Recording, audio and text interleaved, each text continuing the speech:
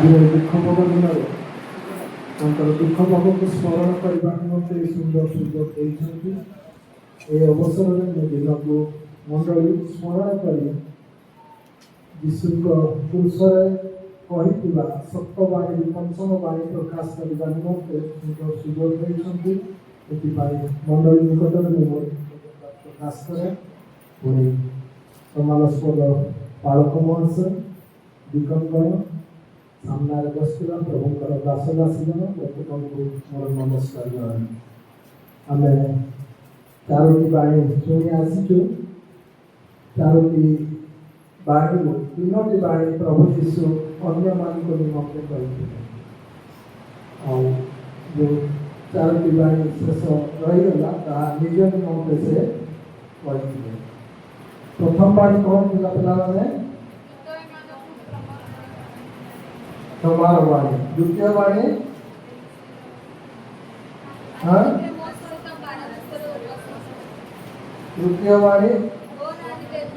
तृतीय वाणी प्रेम परित्राण वाणी। तृतीय वाणी देखिए पिता माता संपर्कीय वाणी। चतुर्थ वाणी परित्यागर बाणी। वर्तमान आसछि पंचम बाणी। पंचम बाणी है मते खोलंतु जौन 19 अध्याय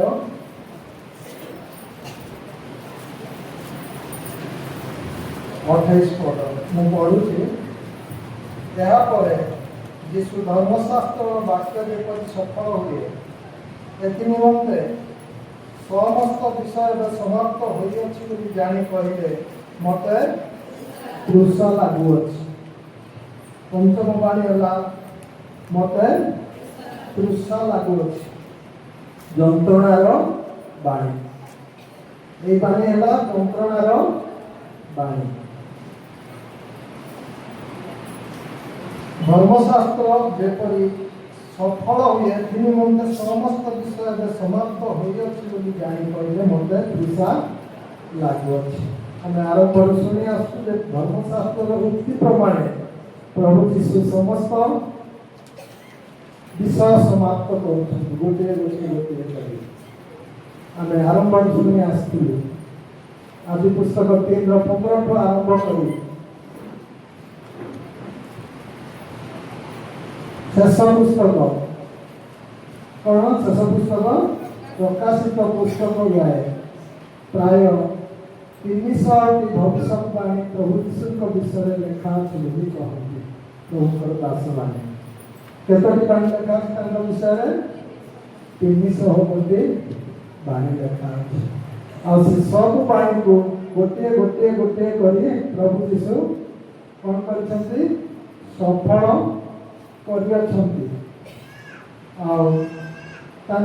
शेष समय 24 घंटा मध्य प्राय 30 बाणी से सफल कर प्रभु लोक मैंने प्रकाश करती।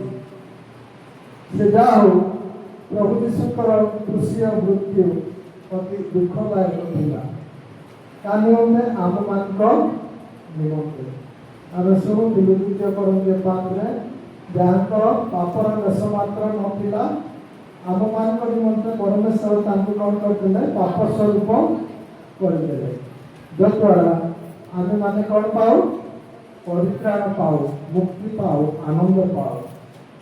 प्रभु यीशु आम मान सब दुख बहिले ये जगतर जिते मानव जातिर समस्त पाप निज ऊपर से नहीं गले जद्वारा आम मैंने मुक्ति पाओ। विशेषकर जो पढ़ी था विषय 53 अध्याय तांकर समस्त दुखर विषय से मैंने देखा पाऊँ से सब से अक्षर अक्षर गोटे गोटे सफल कर आम जानूँ यीशुकर सेवा कार्य क्षुदारू आरंभ होता। कौट आरंभ होता? क्षुदा बोले पाटिगिरी कौन ଭୋକରୁ ଆରମ୍ଭ ହୋଇଥିଲା। କେମିତି ନା ଯେତେବେଳେ ଆମେ ଶୁଣୁଥିଲୁ ଯେ ଯୁବକ ଜଣଙ୍କ ଦ୍ୱାରା ସେ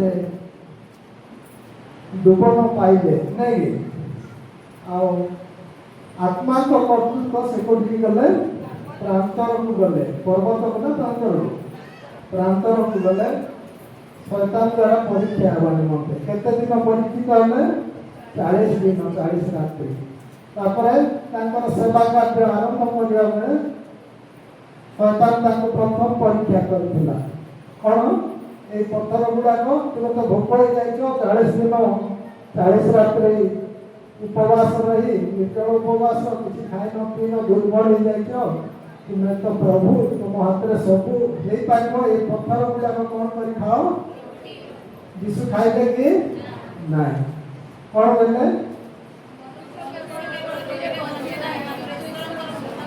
ବାକ୍ୟରେ ବଞ୍ଚେ ଆଉ ସେହିପରି ସେ ତାଙ୍କର କାର୍ଯ୍ୟ ଏବେ ସମାପ୍ତ କରୁଛନ୍ତି କୋଉଠି ତୃଷାରେ ସେ କହୁଛନ୍ତି ମତେ ତୃଷା ଲାଗୁଅଛି।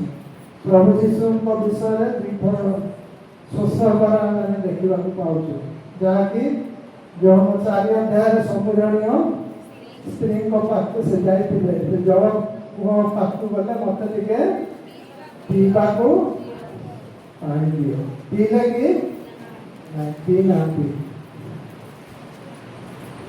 ଆଉ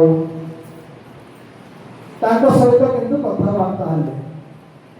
ପ୍ରଭୁ ଯୀଶୁ ବିଶ୍ୱ ବ୍ରହ୍ମାଣ୍ଡର ସୃଷ୍ଟିକର୍ତ୍ତା ଅଟନ୍ତି। ଜଳ ସ୍ଥଳ ଆକାଶ ତାଙ୍କ ଦ୍ୱାରା ସୃଷ୍ଟ ହେଇଛି। ଆମେ ଯଦି 1 ଅଧ୍ୟାୟ ପୁସ୍ତକକୁ ଯିବା ସବୁ ବିଷୟ ଲେଖା ଅଛି ନାଇଁ କି କିନ୍ତୁ ସେଠି ଜଳ ସୃଷ୍ଟି କରିବା କଥା ଲେଖା ହେଇ ନାହିଁ ଆଗରୁ ଜଳ ଥିଲା ବୋଲିକିରି ଲେଖା ଅଛି। ଯୋହନ 1 ଅଧ୍ୟାୟ 3 ପଦକୁ ଯିବା 2-3 ଟିକେ ପଢି ଦିଅ।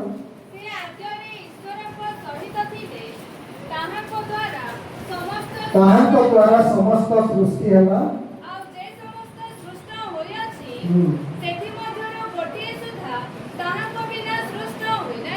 ଯେ ସମସ୍ତ ସୃଷ୍ଟ ହୋଇଅଛି ସେଥିମଧ୍ୟରୁ ଗୋଟିଏ ସୁଦ୍ଧା ତାହାଙ୍କ ବିନୁ ସୃଷ୍ଟ ହୋଇନାହିଁ। ଅର୍ଥାତ୍ ସେ ଜଳକୁ ମଧ୍ୟ ସେ ସୃଷ୍ଟି କରିଛନ୍ତି।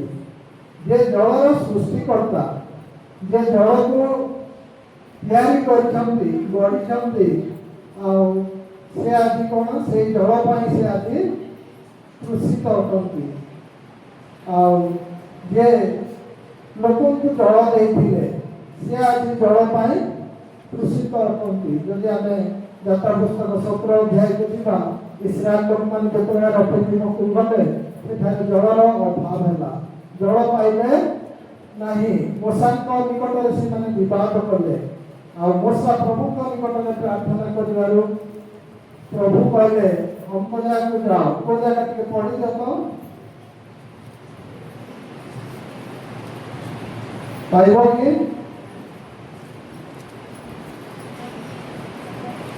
ଗଣନା 20:10 ଟିକେ ପଢି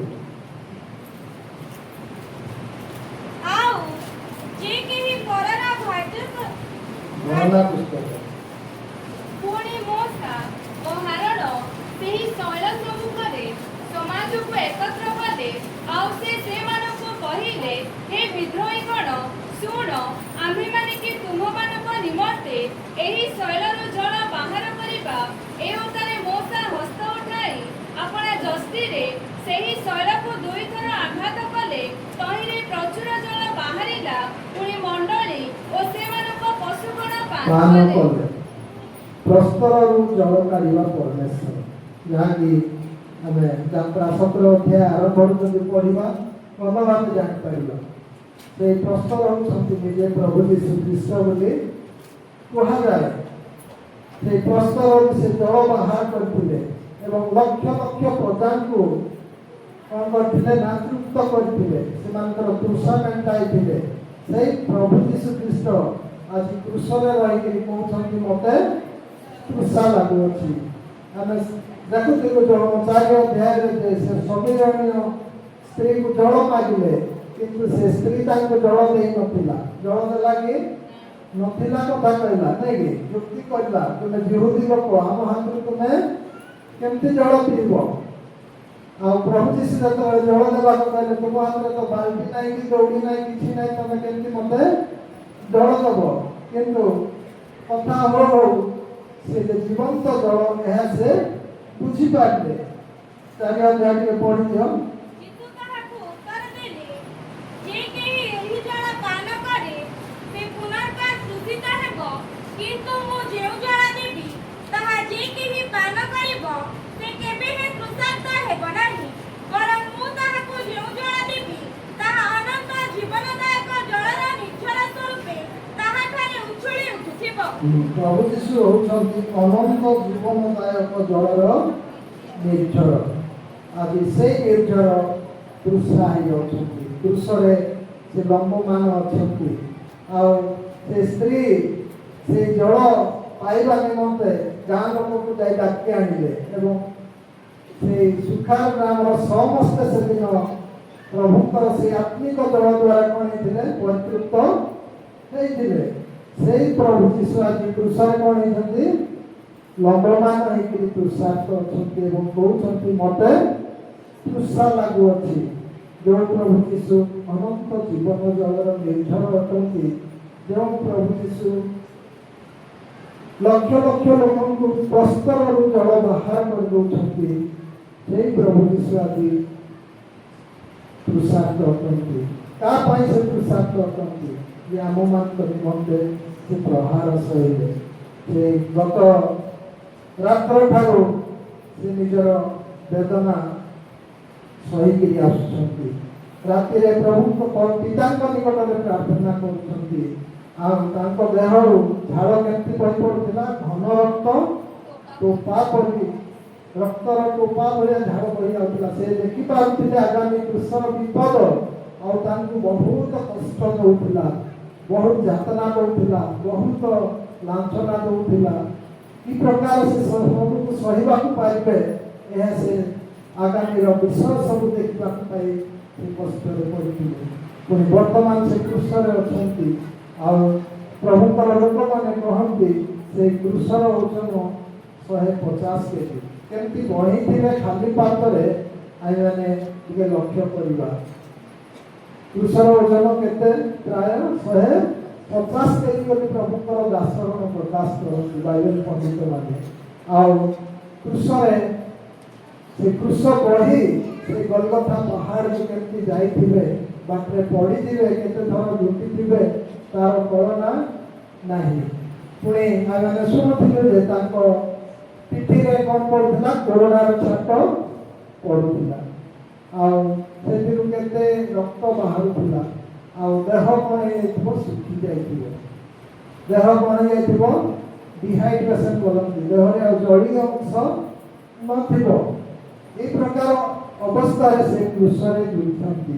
ଆଉ କେମିତି କୃଷରେ ଝୁଲିଛନ୍ତି? ତାଙ୍କର ହାତରେ ପାଦରେ କଣ୍ଟା କରାଯାଇଛି। ସେ କଣ୍ଟା କହନ୍ତି ବାଇବେଲ ପଣ୍ଡିତଗଣ ଯେ 8 ଇଞ୍ଚ ଲମ୍ବା କଣ୍ଟା, ଅର୍ଥାତ୍ ପାଖାପାଖି ଆମେ ଘର ବାନ୍ଧୁଛୁ ଇଟା ଦେଖିଛନ୍ତି, ସେ ଇଟା ଯେତିକି ଲମ୍ବା ପ୍ରାୟ ସେତିକି ଲମ୍ବାର କଣ୍ଟା।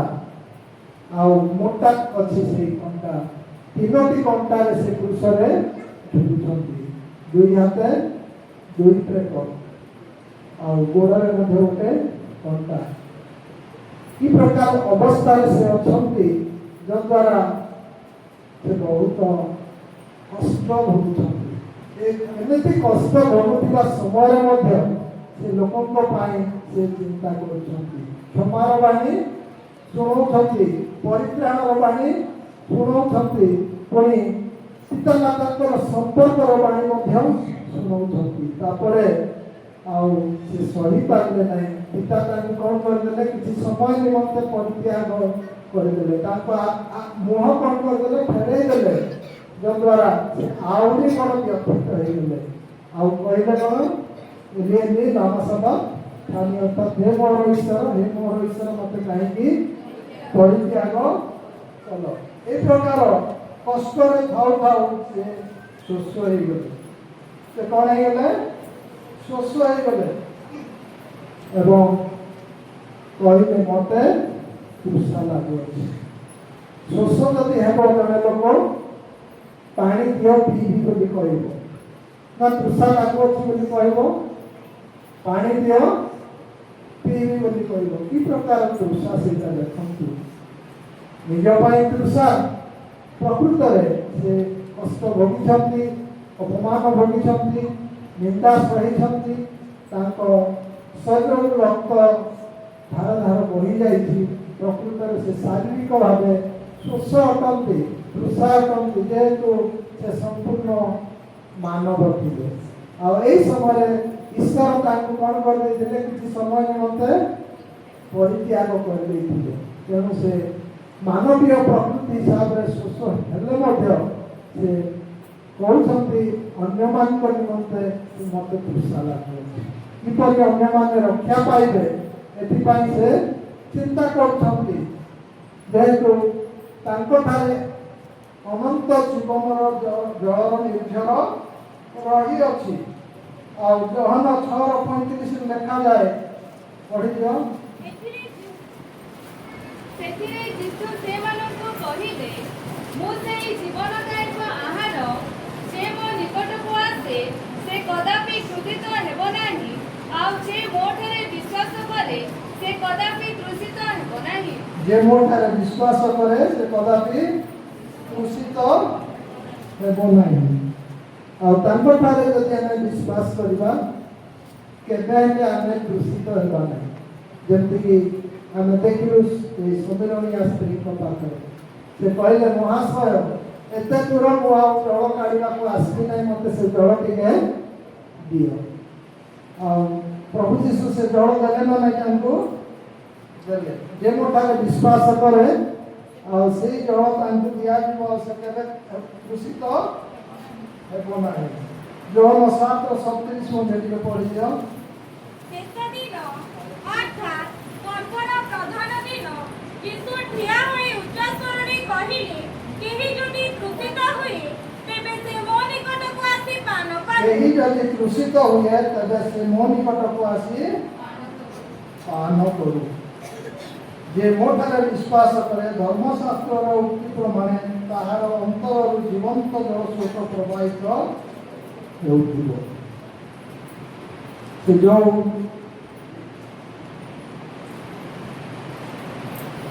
ତୃଷିତ ହେଲେ ତାଙ୍କର ଯେଉଁ ତୃଷା, ଶାରୀରିକ ତୃଷା ଥିବା ସଙ୍ଗେ ସଙ୍ଗେ ଆତ୍ମିକ ତୃଷା ମଧ୍ୟ ରହିଛି, ଯାହା ସେ ପ୍ରକାଶ କରୁଥିଲେ। ଯେ ମୋ ନିକଟକୁ ଆସିବ ସେ କେବେ ତୃଷିତ ହେବ ନାହିଁ।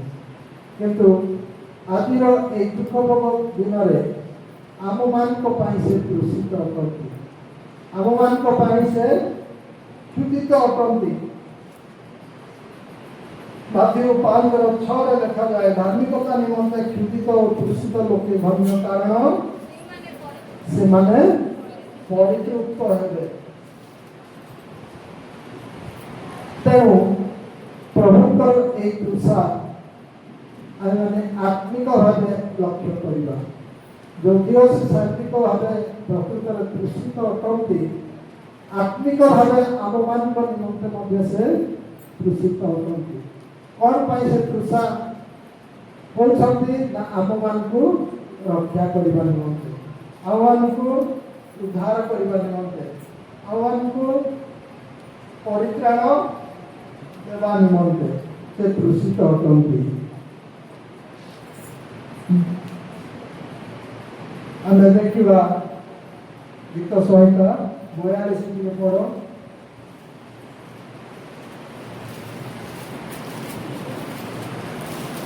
ହରିଣୀ ଯେ ରୂପ ଜଳସ୍ରୋତ ପାଇଁ ଢକାଏ, ସେ ରୂପ ହେ ପରମେଶ୍ୱର ମୋ ପ୍ରାଣ ତୁମ୍ଭ ପାଇଁ ଢକାଏ। ପରମେଶ୍ୱରଙ୍କ ନିମନ୍ତେ, ଜୀବିତ ପରମେଶ୍ୱରଙ୍କ ନିମନ୍ତେ ମୋ ପ୍ରାଣ ତୃଷିତ, ମୁଁ କେବେ ଆସି ପରମେଶ୍ୱରଙ୍କ ଛାମୁରେ ଉପସ୍ଥିତ ହେବି। ହରିଣୀ ଯେପରି ଜଳସ୍ରୋତ ପାଇଁ ଢକାଏ, ସେଭଳି କ'ଣ ମୋର ପ୍ରାଣ ତୁମ ପାଇଁ ଢକାଏ।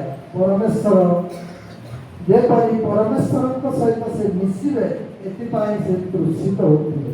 ପରମେଶ୍ୱର ଯେହେତୁ ତାଙ୍କୁ ତ୍ୟାଗ କରିଦେଇଛନ୍ତି, पुनर्मिलन करने निमंते से तृषित अवस्था हरिणी जपरी जलस्रोत पर ढकाए सेपरी मो प्राण तुम ढकाए मैंने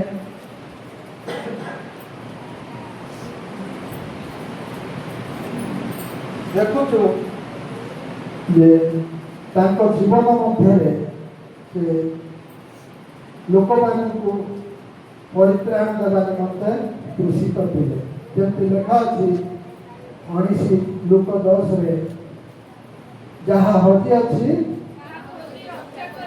मनुष्य पुत्र आसी अच्छे से तृषित थे प्रकार कार्य से करुले आते लोक मान एणे तेणे से देखुले से देखी दयारे कौन हो विगड़ रही जाते जिते रोगी मान सुस्थ करुले सुस्थ नक से पाप क्षमा करुले तोहर पाप क्षमा तोहर पाप क्षमा शांति चली जा आ तू पाप कर ना अनेक कथा से कहते नहीं पक्षाघाती कहते कौन अंध व्यक्ति को कहते 38 वर्ष व्याधि में पड़ा लोक को कहते प्रभु जीशु कौन पाई आसते ना आम मान जगतर परित्राण साधन करने को आसते जगत से कार्य कौन करते ना तृषा थिला लोक मान सुस्थ करने तृषा थिला लोक मान पाप क्षमा करने को तृषा थिला हजि जाइथिबा लोक मान कौन करने खोजी रक्षा करने तृषा 119 गीतर 131 पद टी पढ़ी दिंतु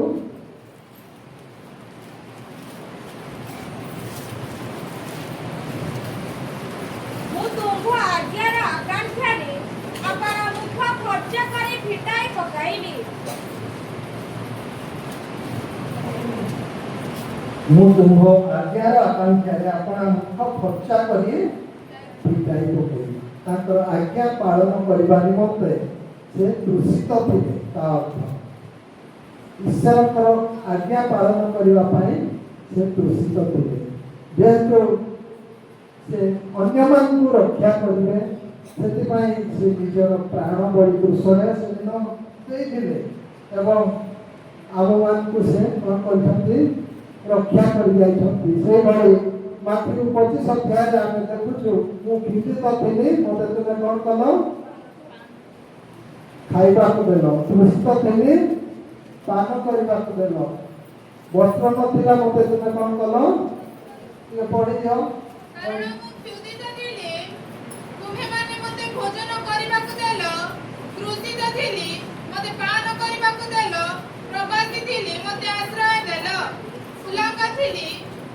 मते वस्त्र परिधान कराइलो पीड़ित थिली मते संखळिलो कारागार रे थिली मते मो निकट को आसिलो काहा को कहले जो माने कि को पटे थिले से माने दाहण पाखरे हां 32 पदर अछि पुणे ताहां को छागुडे समग्र जाति एकत्र कराजिबे आ मेषपालक जेपरी छागो ठार मेष पृथक करे सही परि से परस्पर ठार पृथक करी मेष मान को अपना दक्षिण पार्श्वे और छाग मान को वाम पार्श्वे रखिए से राजा अपना दक्षिण पार्श्वस्थ लोक को कहले आस मोर पिता आशीर्वाद पात्र माने तुम मान निमंते जगतर पतनावधि जो राज्य प्रस्तुत कर अधिकारी हो कारण मु पीड़ित थी तुम्हें मैंने मत भोजन करने देल तृषित थी मत पान करने देल आमर वर्तमान कार्य अच्छी यहाँ प्रभु जीशु से दिन निश्चित भाव तृषा थे शारीरिक भाव दुर्बल थे तृषित थे किंतु आम से तृषित अटंती पिता सहित जेपरी पुरोध मिलन भाव से आत्मिक भाव तृषित थे आज आम मान तृषित होवार आवश्यकता अच्छी निमंते आम कौन करने हम उक्ति प्रमाण आम करने हम कौन कहले मो तुलसी तो थिली मते कौन कौन सेटा तळ टिके लेखा से पढ़ दियो क्लियर रे कारण मु क्षुधित थिली तुम्ही माने मते भोजन करिबाकु देलो 45 पद सेथिरे से मानको उत्तर देबे मु तुम्ही मानको सत्य कहूआछि एई क्षुद्रतम मानक मध्यरु जनक प्रति एहा करि नथिबारु मो प्रति ही ताहा करिला हो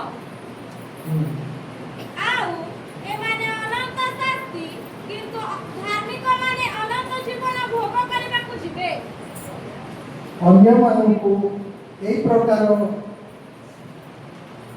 जो माने दुष्ट दुराचारी असुस्थ ए मानक प्रति अमानकर कार्य रही से मानक संतुलिबा यदि प्रभु यीशु कहवा प्रकार आमे एप्रति दूषित होबार आवश्यक अच्छी बिना ठंडा पानी देले मध्य कौन अच्छी बोली कहले प्रभु यीशु हाँ आशीर्वाद रही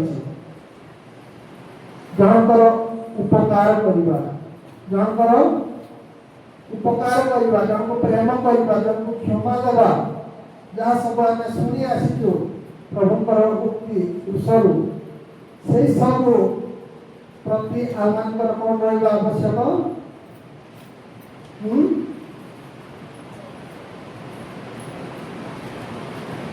कौन रहा आवश्यक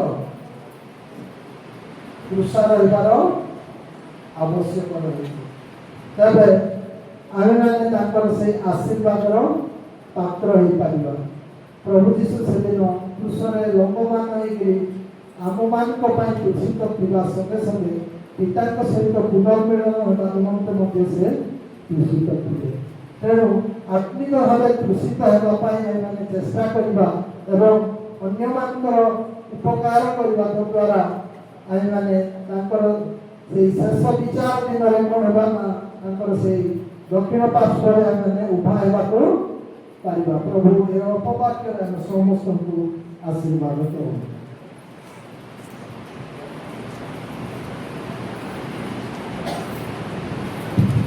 प्रभुଙ୍କ नामର ଗୌରବ ହଉ ଏହି ପଞ୍ଚମ ବାଣୀ ସକାଶେ ଆମେ ପ୍ରଭୁଙ୍କୁ ଧନ୍ୟବାଦ ଦେଉ ବିଶେଷ କରି ପ୍ରିୟ ପ୍ରଭୁଙ୍କର ଦାସ